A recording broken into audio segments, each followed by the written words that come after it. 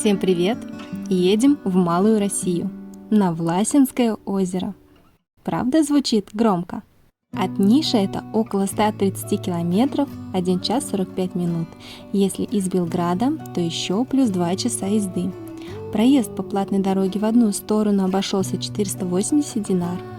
Когда будете проезжать через ущелье Горделица, оцените масштабы работ по строительству участка. 2 тоннеля, один из них самый длинный в Сербии, 1800 метров, защитные валы, но самое впечатляющее – это мост Варла, около Владичин-хан.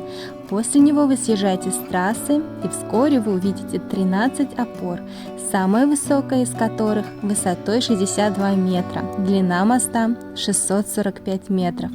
Выглядит потрясающе. Еще полюбуемся на обратном пути. Через некоторое время начинается головокружительный серпантин. Озеро находится на высоте 1200 метров над уровнем моря. Думаю, это первое, что влияет на природу и на ее схожесть с природой России.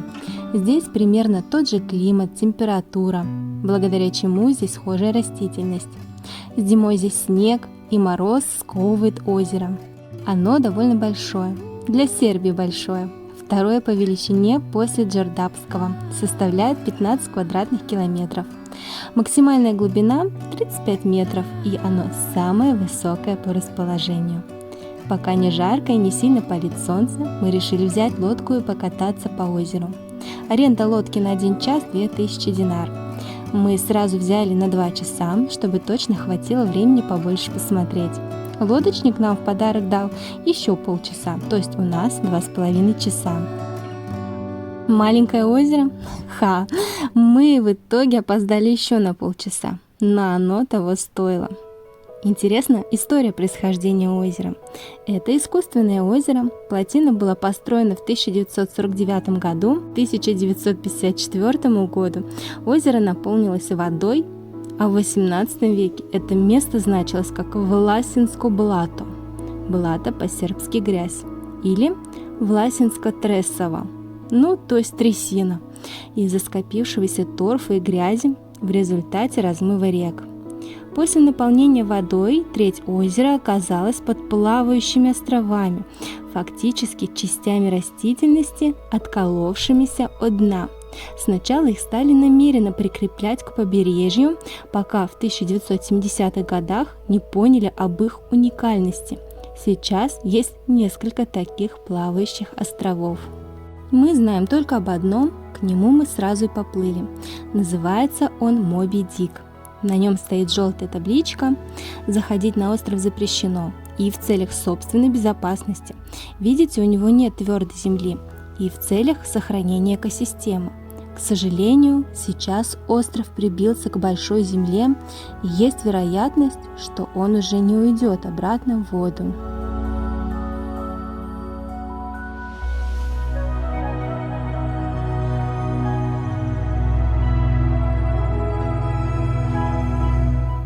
Еще на озере есть 2 стационарных неподвижных острова. Сначала идем на дальний, Страторию. Маленький по размеру, он и до строительства плотины был островом. Мы называли этот остров Бакланий из-за огромного количества этих черных птиц на острове. Разновидностей много. Здесь обитает большой баклан, и он отлично ныряет и даже машет крыльями в воде для передвижения. Так еще делают только пингвины.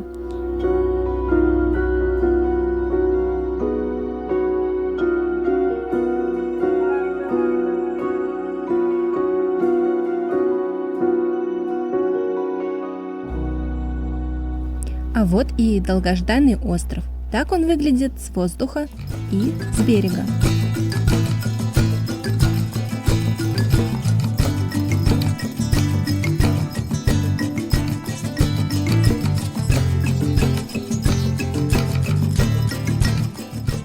Ребята варят какао и наслаждаются купанием, а я вам расскажу про легенды этих мест. Как я уже говорила, это место выглядело как буйный луг с болотистой почвой, и здесь пропадали пасущийся скот, лошади. и даже неприятельское войско. Да, в Первую мировую войну здесь пропал целый болгарский кавалерийский полк. В общем, то еще местечко было, оттого, думаю, и появились легенды. Появился миф о необычном водном чудовище, которое было похоже на гигантского коня, и оно поедало животных, пасущихся рядом, утоляя таким образом голод и оставаясь мирным на несколько дней. Говорили также, что это существо, заблудившееся с другой планеты, или какое-то гигантское древнее животное. В фольклоре власинских Махала также есть легенда о появлении водяного быка, несущего благую весть в переломные моменты истории Сербии. В первый раз его здесь видели во время освобождения Сербии от турок. Во время Первой и Второй мировых войн бык ревел так сильно, что все тряслось, а вода в болоте кипела, извергаясь со дна.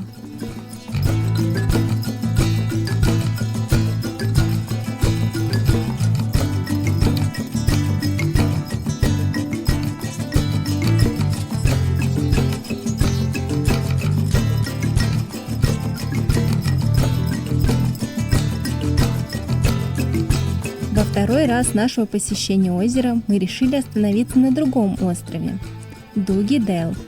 По размеру он больше Стратории, и до строительства плотины он был полуостровом. На нем огромные заросли малины, правда, она уже осыпалась к нашему приезду. Разводим костер, готовим печь-пакет, чтобы согреться. В этот наш приезд было прохладно на воде.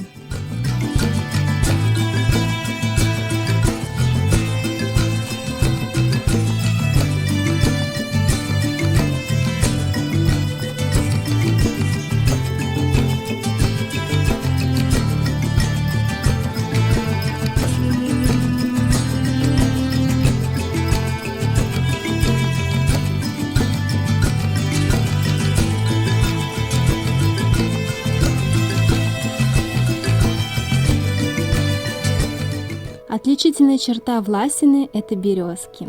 И их здесь очень много и вокруг озера, и на островах. А также мы нашли рябину. Можно полакомиться черникой, собрать иван-чай. Вот интересно, есть ли здесь подберезовики? Очень бы хотелось пособирать. Стоимость катамарана 1000 динар за 1 час. На нем тоже очень здорово покататься, но до островов не доехать. Можно добраться только до плавучего острова, который причалил к берегу, и еще туда ходят трамвайчики. Они делают по озеру небольшой кружок. Для рыбаков тоже есть информация. На озере стоит табличка, что водится много рыбы, но за последнее время ее стало значительно меньше. Некоторые виды практически исчезли. Правда, количество рыбаков как будто говорит об обратном. Кстати, возможно истребление рыбы бакланами, которые очень прожорливы и съедают огромное количество рыбы.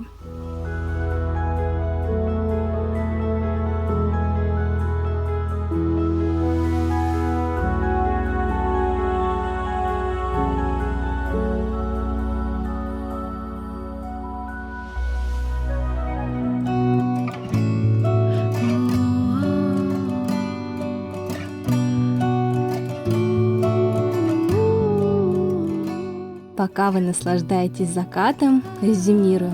Власинское озеро – одно из самых потрясающих мест для отдыха в летнюю пору в Сербии. Температура воздуха здесь ниже, вода чистая и приятная для купания.